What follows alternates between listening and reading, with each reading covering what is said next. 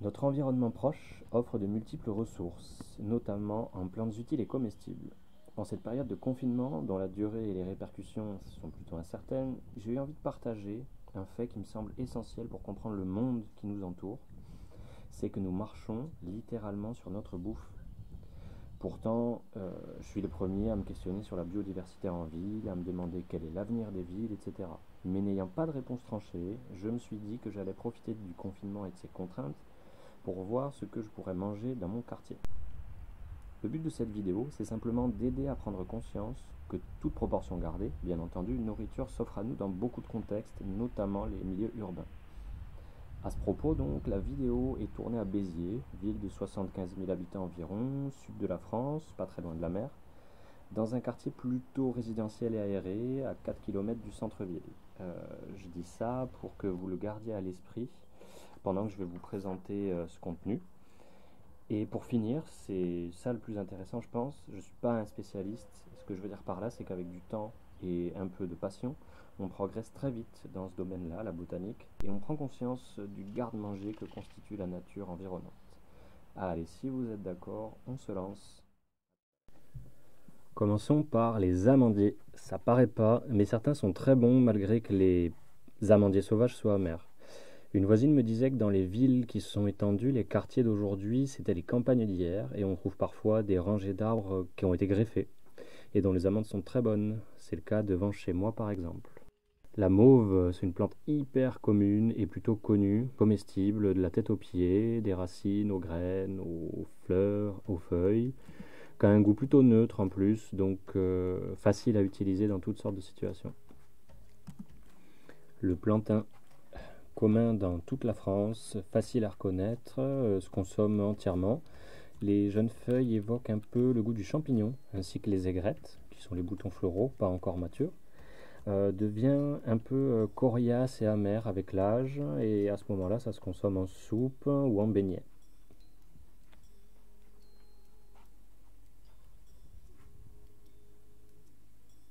Le pyracantha, qu'on appelle aussi buisson ardent, des fruits que, on m'a toujours dit, étaient toxiques en réalité. D'après ce que j'ai pu voir, ils sont comestibles crus.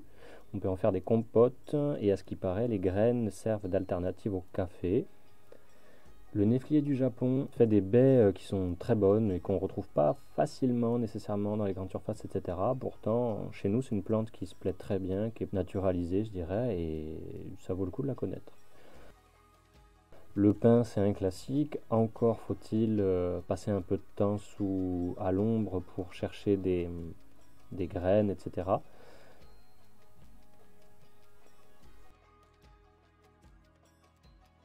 Le chardon-marie, qui est comestible, même si pas évident à gérer, consomme comme un légume classique. Prenez des gants. Plus la pousse est jeune, plus elle est facile à gérer, bien entendu.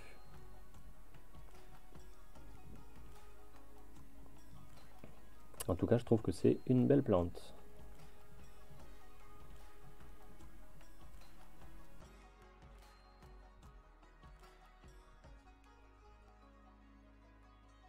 Alors la pâquerette, comme beaucoup de plantes de ce genre-là, camomille, etc., on peut remplacer les câpres, les boutons floraux jaunes qu'on peut voir sur la vidéo, comme des câpres.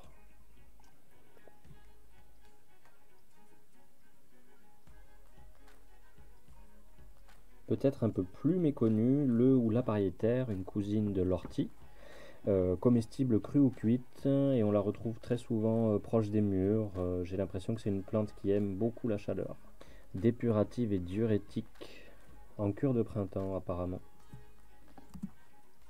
La roquette, enfin roquette sauvage, mais qui s'appelle Diplotax, Diplotaxis tenuifolia, la famille des choux, qui a un goût caractéristique, on la retrouve souvent sur les pizzas, etc. C'est une belle plante d'entre-saison chez nous, qui fait plaisir, qui a du peps. À consommer avec modération, puisque certains composés sont quand même, le soufre est présent en assez grande quantité. Les roses, dont les pétales sont comestibles, avec lesquels on peut très certainement, comme le coquelicot, faire des sirops. La moutarde, qui se retrouve assez facilement dans le sens où elle est quand même cultivée régulièrement et elle a tendance à s'échapper des champs. Les feuilles sont comestibles, les graines bien entendu sont comestibles. Et les feuilles sont intéressantes pour agrémenter les plats et les salades puisqu'elles ont un petit goût piquant, bien entendu. Et au passage, c'est une belle plante à utiliser dans les jardins parce qu'elle produit beaucoup de biomasse et qu'elle a un bon pivot pour labourer le sol. La bourrache qui est très commune, très mellifère. Là, on voit dans un massif plein d'insectes pollinisateurs, etc. Les fleurs se consomment crues, à picorer. Les feuilles aussi peuvent se consommer crues quand elles sont jeunes et il est intéressant de les passer quelques secondes ou quelques minutes dans l'eau bouillante quand elles sont âgées parce qu'elles ont tendance à avoir des poils un petit peu urticants. Personnellement, j'aime bien les cueillir quel que soit leur âge, les déglacer, les mélanger avec du fromage blanc, un peu de citron et ça fait une espèce de sauce concombre, en tout cas c'est le goût que ça m'évoque.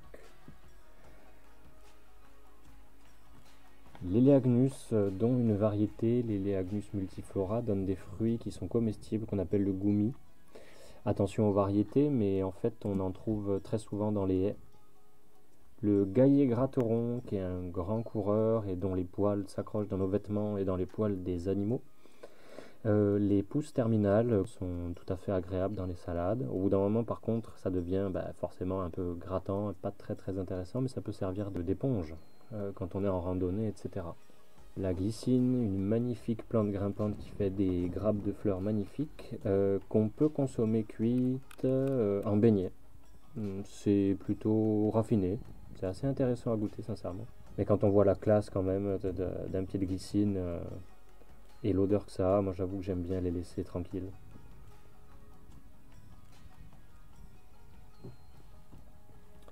L'Alléluia ou oseille des bois, qui est de la famille des oxalis, avec un petit goût acidulé comme l'oseille, super agréable à consommer, facile à récolter. La bête maritime, qui est un petit peu la mère des bêtes cultivées, une espèce halophile, c'est-à-dire qu'elle aime la salinité, entre guillemets, elle le tolère très bien.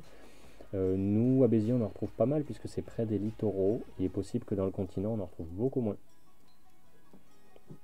Le kénopode blanc, qui est une espèce qui pousse fréquemment aux alentours des jardins puisque ça aime les nitrates, qui a un très bon goût en fait, pas d'amertume, quel que soit son âge. C'est assez abondant en plus, c'est agréable à consommer en salade. Le fenouil, là on est sur quelque chose de beaucoup plus connu, qui a de belles vertus aromatiques et médicinales, qui pousse très facilement par chez nous, dont les graines aussi favoriseraient la lactation. Je dis ça parce qu'en ce moment on a le bébé qui prend le sein à maman. Alors j'aurais pu continuer encore longtemps pour être un peu plus exhaustif parce qu'il y avait facilement 10, 15, 20 espèces sauvages de plus que j'aurais pu citer, coquelicots, chicorée, porcel, pissenlit, tout un tas de salades. J'ai choisi de ne pas le faire parce que ça pourrait être très long et je voulais surtout vous inviter en fait à être curieux par rapport à ça, à regarder dans votre quartier toute la diversité qui s'y trouve, que ce soit aussi bien en termes d'arbres que de salades, que d'arbustes, que d'usages un peu méconnus des plantes. Je parlerai peut-être dans une prochaine vidéo d'un outil qui fonctionne bien pour faire de la botanique participative. Et en attendant, je vous dis à très bientôt. Ciao ciao.